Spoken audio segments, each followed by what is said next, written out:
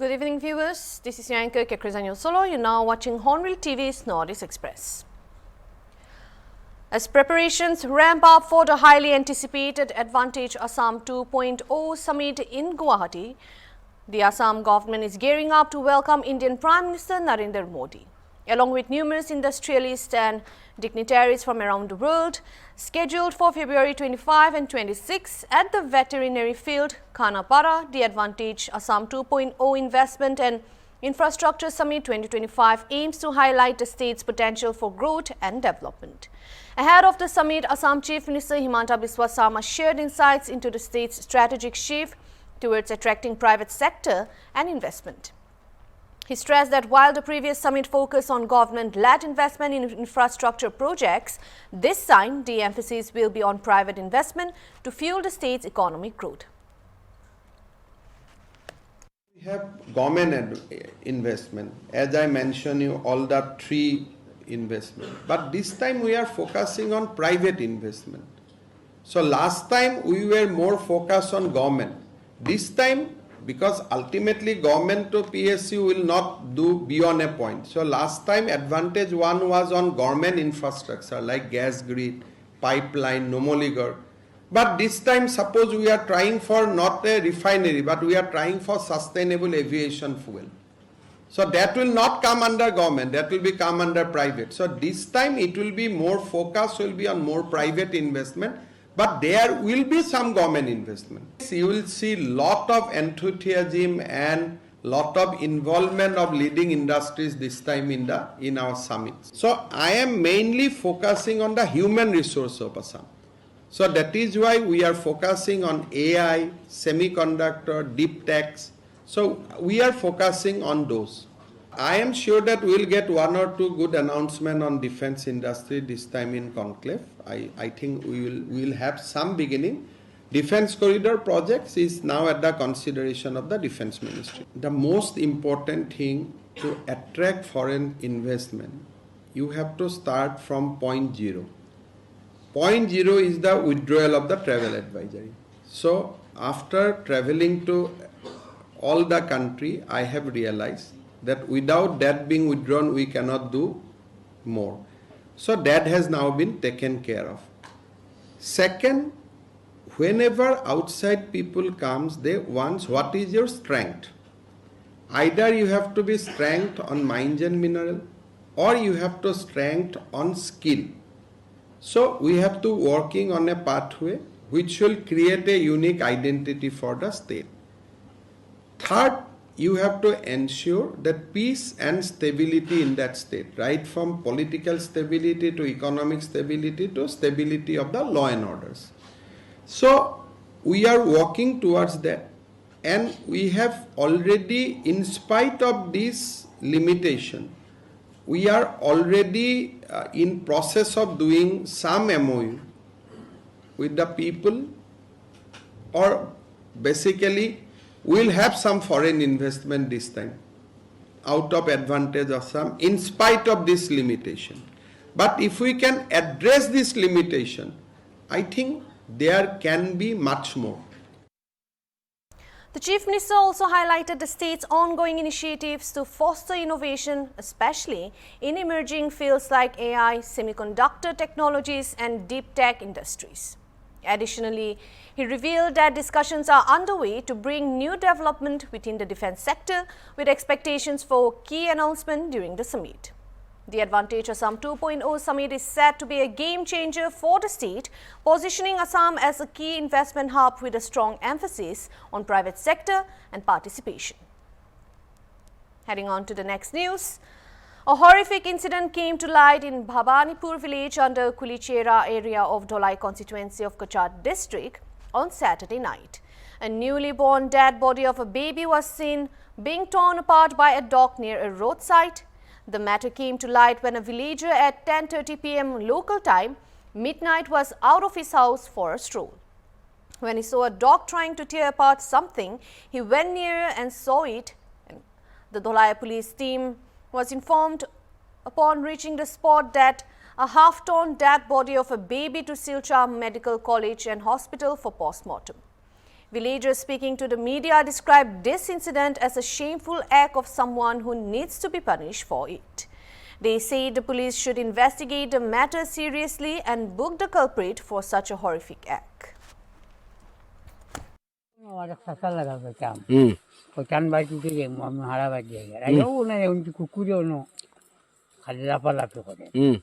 ও আমি টর্চ মারছি মারিয়া দেখি কুকুরের মুখও খিচা জিনিস উলিয়া দারওয়াজা দেখি দুটো মানুষ ও কুকুরগুলো দূর করিয়া আমি একটা দিছি কুকুরের থেকে ভালো গেছিলাম ও আমি দৌড়ে লাগাবার যেমন চাষা একজন দেখছি ওটাই নাইছে না ইয়ার দেখছে না আরও মানুষ আইছে না ইয়ার দেখি এক পাও আর দৌড় পাও আর এক হাত নাই। আচ্ছা খাই দিছে এগুলো তো ওলা বোঝা যায় কিতা কথা এখন কেমন তো কাছা আছে আইছে ওলা বোঝা যায় এগুলা ঘটনা তো আর খারাপ লাগে না তো খারাপ লাগছে আর আমার মানে কিতা হইতাম তোমার নদীর থেকে আরো বেশ খারাপ লাগছে আর কোনো মানুষ যেন মানুষ কুকুরে খার হইতে সময় কিলাখান কথা লাগে এই যে মানুষে যে খামটা করছে এগুলো পশুর থেকে আরো বতর আমরা তো ও গাঁও দশ চলি ফিরি খাইতাম মুখে মারতো মানে সরম করে মানে কিছু নাই ভাই খুব সরমের জিনিস এটা কিতা হইতে আর At least 18 people were killed and many others injured in a stampede that occurred at New Delhi railway station on Saturday night.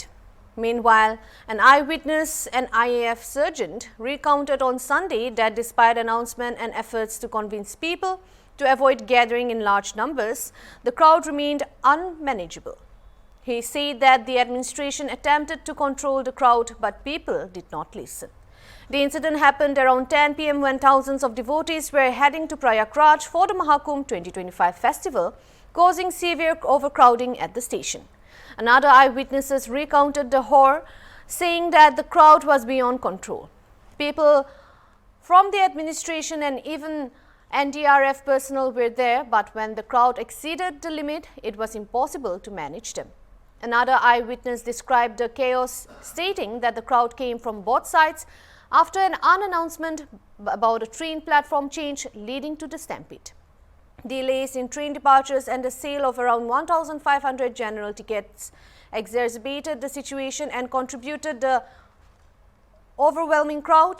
And according to Deputy Commissioner of Police DCP Railways, KPS Malhotra, the incident occurred when a large number of passengers gathered on platform number 14, where the Prayagraj Express was stationed.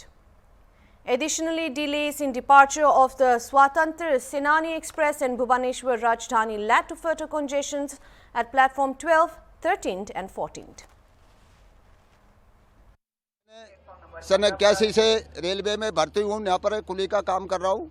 मैंने ऐसी भीड़ कभी ज़िंदगी में नहीं देखी। तो ये अनसा हुआ, प्रयागराज स्पेशल भेज रहे थे ये लोग, उसको 12 नंबर से चेंज 16 नंबर कर दिया। तो 12 नंबर की पब्लिक 16 पे आई और बाहर की पब्लिक जब 16 पे जाने लगी तो एकदम बच गई पब्लिक। एस्केलेटर और जीने पे पब्लिक गिर गई। कुली भाइयों को ठीक पड़ा, कुली भाई दौड़ के आए, पूरे कुली भाइयों ने रास्ता ब्लॉक किया, ब्लॉक करके पब्लिक को रोक के और लाश निकाली। हमने खुद ने एम्बुलेंस में लोड की। अच्छा, आपने लाशें खुद निकाली हैं? खुद निकाली है साहब। कितनी लाशें निकाली आपने? 15 हमने लोड किए और आगे पता नहीं है, 15 हमने लोड किए। तो किस तरह का मंजर था कि आपने जो देखा होगा? अरे साहब, खाई जूता पड़ा, खाई कपड़ा पड़ा, पब्लिक भच गई, एकदम दब गई नीचे पब्लिक दब गई एकदम। तो आपको देख के क्या लगा वहाँ पे जब आपके अरे हालत कैसी थी? अरे हमारी हालत ऐसी हो गई साहब, हमको रोज आ गए, हमने रात को खाना भी नहीं खाया, मेरी कसम अब तक खाना नहीं खाया वो हरसा को देख के। और कुली भाइयों ने हमारे 3 घंटा तक इतनी मदद करी, ऐसी है में पुलिस ने मदद नहीं की है। कुली भाइयों ने जो मदद की है वो। क्या प्रशासन वहाँ पे था कोई पुलिस की तरफ से? अरे साहब, प्रशासन एक आध यार जिनको हमने फोन किया, भाई पुलिस बुलाओ। अरे भाई हंगामा मत करो, आएगी। तो वो दमकड़ आई पानी की, 3 दमकड़ आई थी पानी, आग 100 की आग लग गई। और एम्बुलेंस फिर 3-4 एम्बुलेंस आई, हमने की भाई एम्बुलेंस डमारसू ने इन्हें हॉस्पिटल पहुंचा के कोई दस्तक किया था वो एम्बुलेंस ने, एक लाश को 2 लाशों को ले जाते रहे वो। ये घटना हमने देखी है साहब। नई दिल्ली रेलवे स्टेशन पे हमारा एक ऑफिस होता है जहाँ पे tri services army navy air force मिलकर काम करते हैं। और मैं यहाँ पे एक स्पेसिफिक ड्यूटी के लिए आया हुआ हूँ, क्योंकि यहाँ पे कुछ वीआईपी मूवमेंट्स होते हैं नई दिल्ली रेलवे स्टेशन से। मैं एक वीआईपी मूवमेंट करवाने के लिए आया हुआ था। वो वीआईपी मूवमेंट मैंने कंप्लीट करवाने के बाद जब मैं वापस अपने ऑफिस के लिए जा रहा था, लेकिन मैं जा नहीं पाया। और इस चीज की आशंका मुझे शाम को 5 बजे हो गई थी, क्योंकि मैं जब ड्यूटी आ रहा था, लोक कल्याण मार्ग से मैं आ रहा था अपने नई दिल्ली के लिए, तो मेरे को नई दिल्ली मेट्रो से निकलने में 1 घंटे लगे, जो कि 2 मिनट का काम है। वहां से नई दिल्ली रेलवे स्टेशन से निकलने में 1 घंटे लगे। इतना ज्यादा पब्लिक वहां पे हो रही थी, और इस चीज को मेरे को ऐसा लग रहा था कि ये पब्लिक टोटल की टोटल मात्र और मात्र नई दिल्ली रेलवे स्टेशन में जाएगी। मैं 29 जनवरी को मौनी अमावस्या, जो कि भगदड़ हुआ था महाकुंभ में, मैं वहीं पे था उस टाइम पे। मैं वहां पे होने का टाइम पे मैंने देखा था कि कैसी स्थिति बनती है और कितना भीड़ बनता है।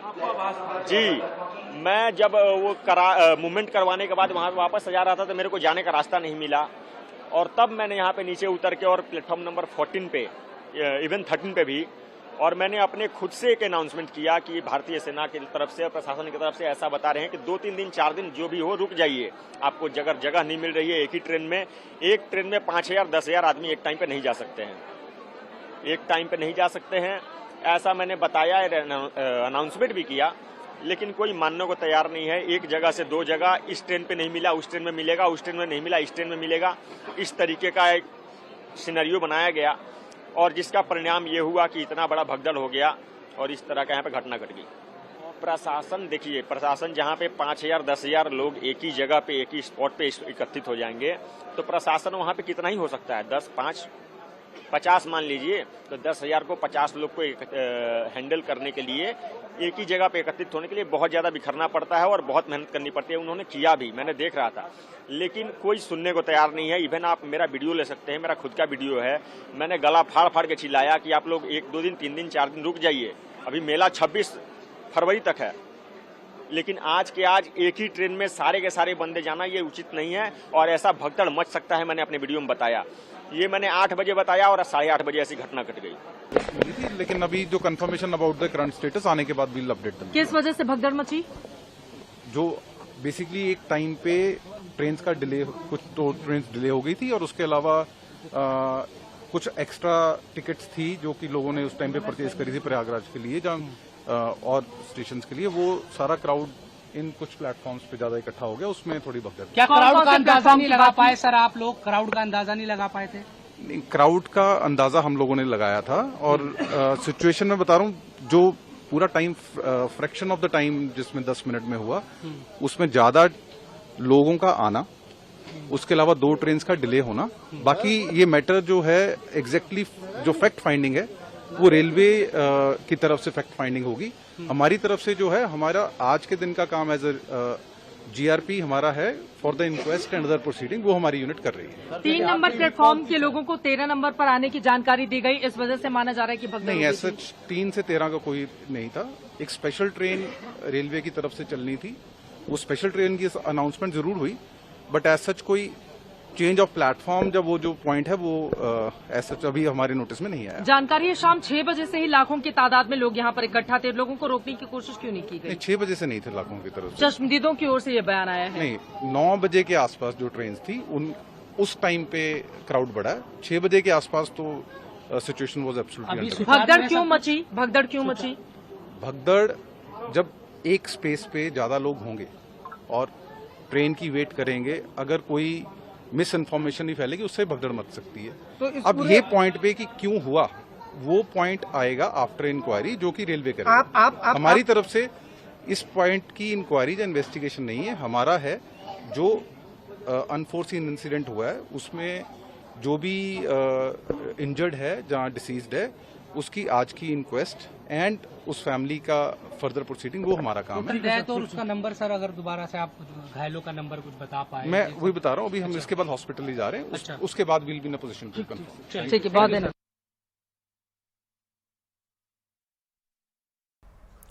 The ongoing Mahakumbh witnessed over 3.75 million pilgrims taking a holy dip in the Sangam until 8 a.m. local time on Sunday. According to officials, no Kalpvasis remained at the venue, while the cumulative number of devotees who have taken the sacred bath till February 15th has surpassed 514.7 million. The influx of pilgrims continues as the religious gathering progresses. Meanwhile, as per a release, new traffic and baiting guidelines were issued to accommodate the increasing number of devotees attending the ongoing Mahakumbh Mela in Prayagraj. As per the instructions issued, devotees of people coming to take a dip from the parade meal area towards the Sangam would be able to bat at the Sangam and the others ghats built towards the parade area. A no vehicle zone was implemented in the entire Mahakumbh area. With the number of over 501 million, the ongoing Mahakumbh has set a record. This number exceeds the population of several major countries including Brazil, Pakistan and Bangladesh, making the Mahakumbh the largest spiritual gathering in the world. देखिए लगभग पिछले 33 दिन हो चुके हैं और 50 करोड़ श्रद्धालुओं ने यहाँ पे अमृत स्नान किया है।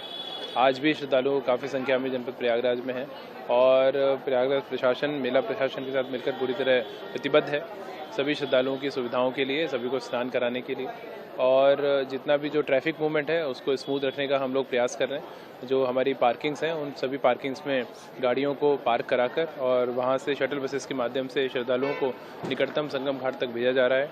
और मेरी अपील है आपके माध्यम से कि जिन श्रद्धालुओं ने स्नान कर लिया हो और वो सकुशल अपने गंतव्य स्थान को रवाना हो और अन्य श्रद्धालुओं को उसमें मौका मिल सके। और हम पूरी तरह प्रतिबद्ध हैं। रेलवे प्रशासन के साथ में भी बहुत अच्छा समन्वय है। वहाँ से रेलवे से जो इवैक्यूएशन कराना है रोडवेज विभाग के साथ में, तो सभी विभाग बहुत आपसी अंतर विभागीय समन्वय के साथ काम कर रहे हैं और पुलिस की जो व्यवस्थाएं हैं उनको अलग अलग स्थान पर डिप्लॉय किया गया है और ब्रीफ किया गया है। तो इस प्रकार से ट्रैफिक मैनेजमेंट को लेकर, पिलग्रिम मूवमेंट को लेकर हमारी पूरी तैयारी है और रेलवे से भी समन्वय है और माननीय मुख्यमंत्री जी की लीडरशिप में हम सब लोग काम कर रहे हैं और उनके ऊपर जो दृढ़ विश्वास लोगों का है जिसके कारण अधिकाधिक संख्या में श्रद्धालु यहाँ पर आ रहे हैं। और जैसा कि आदरणीय प्रधानमंत्री जी का भी हम सबको निर्देश है कि लगातार श्रम के माध्यम से हम लोगों को श्रद्धालुओं की सुविधा का ध्यान रखना है, तो उसको हम लोग प्रतिबद्धता से करने का प्रयास करें। मेले में नो व्हीकल जोन आज मेले में नो व्हीकल जोन है क्योंकि श्रद्धालुओं की संख्या ज़्यादा है और पैदल चलने वाले श्रद्धालुओं को कोई असुविधा ना हो इसलिए इसको किया जाता है। और जब तक सभी श्रद्धालु सकुशल अपने गंतव्य स्थान को रवाना नहीं हो तो तब तक वो लागू रहेगा और पार्किंग्स में सबको पार्क करने के लिए हम लोग व्यवस्था।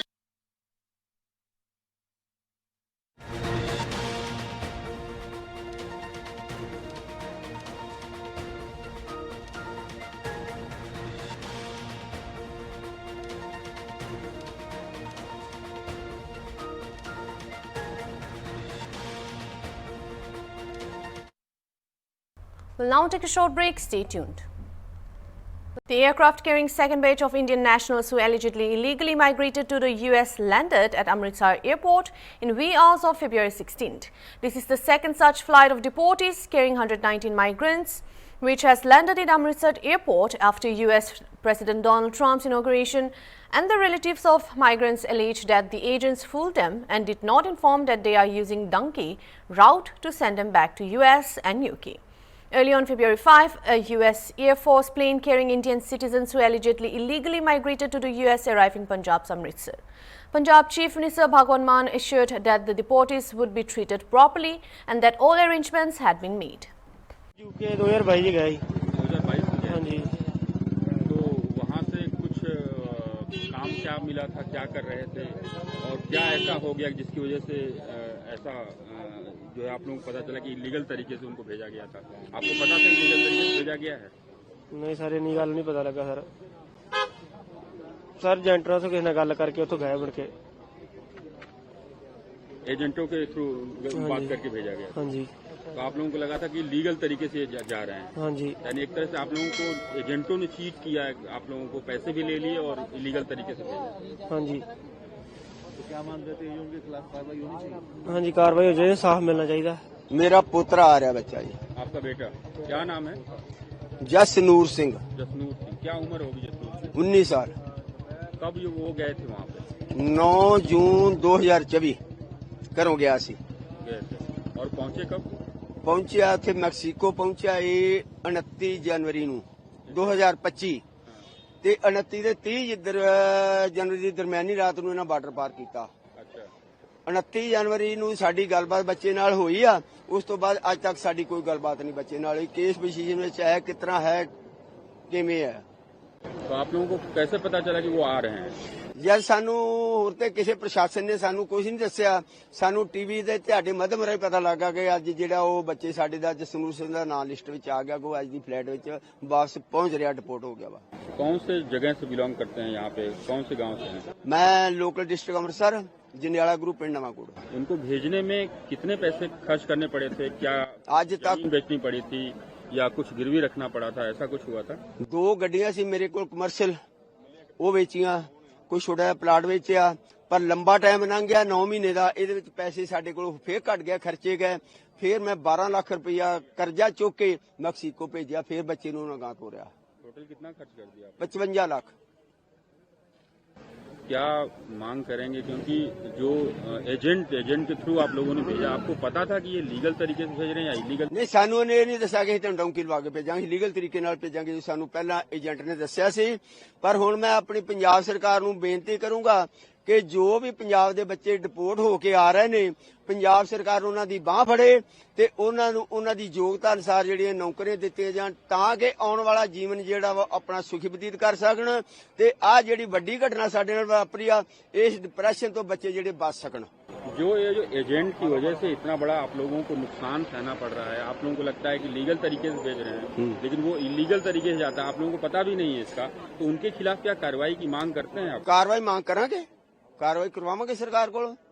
ਅਸੀਂ ਪ੍ਰਯੋਰ ਸਰਕਾਰ ਨੂੰ ਬੇਨਤੀ ਕਰਦੇ ਹਾਂ ਕਿ ਇਹ ਜਿਹਨਾਂ ਏਜੰਟਾਂ ਨੂੰ ਜਿਹੜਾ ਵਾ ਇਹਨਾਂ ਦੇ ਪਰਚੇ ਦਰਜ ਕਰਕੇ ਅਰੈਸਟ ਕੀਤਾ ਜਾਵੇ ਤੇ ਜੋ ਵੀ ਬੱਚਿਆਂ ਦੇ ਖਾਤਰ ਆਪਾਂ ਪੇਮੈਂਟਾਂ ਨੂੰ ਦਿੱਤੀਆਂ, ਸਾਡੀਆਂ ਸਾਰੀਆਂ ਪੇਮੈਂਟਾਂ ਵਾਪਸ ਕਰਾਈਆਂ ਜਾਣ ਤੇ ਇਹਨਾਂ ਏਜੰਟਾਂ ਦੇ ਖਿਲਾਫ ਤਗੜੀ ਕਾਰਵਾਈ ਕੀਤੀ ਜਾਵੇ ਤਾਂ ਕਿ ਗਾਂ ਆਉਣ ਵਾਲੇ ਭਵਿੱਖ ਵਿੱਚ ਨਵੇਂ ਬੱਚਿਆਂ ਦਾ ਕੋਈ ਨੁਕਸਾਨ ਨਾ ਕਰਨੇ।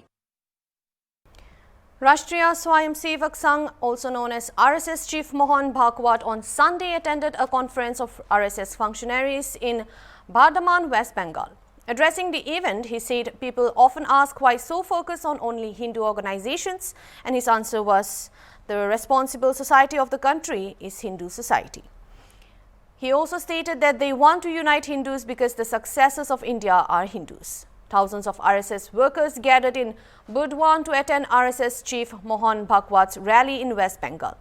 RSS has planned to double its presence, strengthen its organization and increase the number of sakhas across Bengal before 2026 West Bengal election.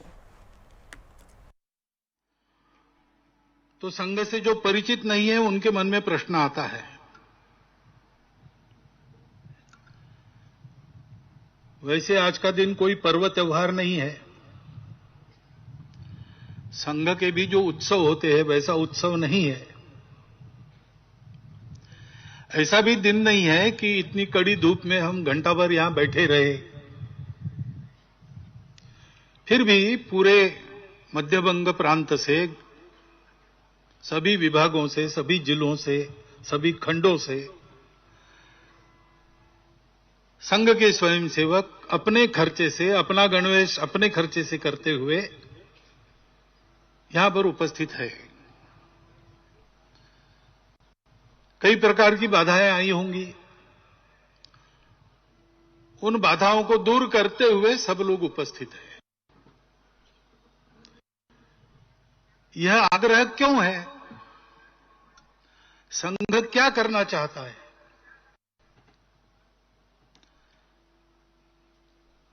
तो एक वाक्य में इस प्रश्न का उत्तर देना हो तो संघ संपूर्ण हिंदू समाज का संगठन करना चाहता है। हिंदू समाज का संगठन क्यों? क्योंकि इस देश का उत्तरदायी समाज हिंदू समाज है। अमृत वचन पहले पढ़ा गया, वो आपने सुना। भारतवर्ष एक भूगोल नहीं है केवल। भूगोल तो छोटा बड़ा होते रहता है, परंतु भारत तब कहा जाता है जब उसका एक स्वभाव होता है। भारत का एक स्वभाव है। उस स्वभाव के साथ हम नहीं रह सकते, ऐसा जिनको लगा उन्होंने अपना अलग देश बना लिया।